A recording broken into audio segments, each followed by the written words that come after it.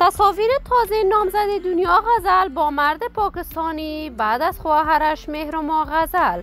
دنیا غزل چرا در پاکستان با مرد پاکستانی ازدواج کرد؟ دلیل خداحافظی دنیا غزل از هنر موسیقی چی بوده است؟ و نشر تازه ترین فیلم های رقص دنیا غزل. من در این ویدیو پیرامون حقایق همین ماجرا خواهم پرداخت، پس در ادامه با کانال دنیا اینفو باشید.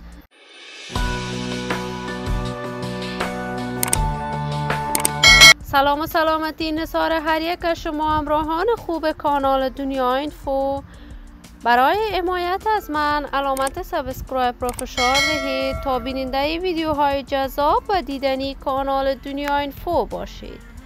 دنیا غزل هنرمند جوان که تازه و هنر موسیقی در افغانستان قدم‌های نخستینش را گذاشته است، دنیا غزل علاقه‌مندان و طرفداران صدایش در مدت خیلی کوتاه بیشمار بوده است.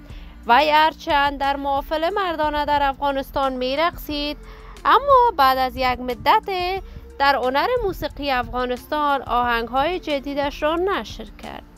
دنیا غزل بعد از تحولات سیاسی در افغانستان با خانواده‌اش رخت مهاجرت بست و اکنون در پاکستان است و در انتظار قبول کیسش به یکی از کشورهای اروپایی می باشد.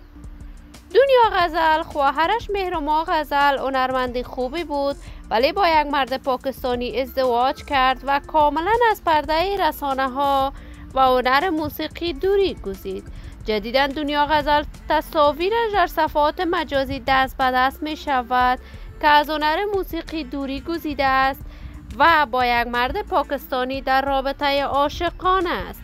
قرار است تا یک ماه دیگر دنیا غزل با این مرد پاکستانی ازدواج کند و به همین خاطر دنیا غزل دیگر آهنگ جدید برای دوستداران و طرفداران صدایش نشر نکرد. ولی ما در انتظار نشر تازه ترین برنامه ها و کارهای هنری از این هنرمند خوب کشور هستیم.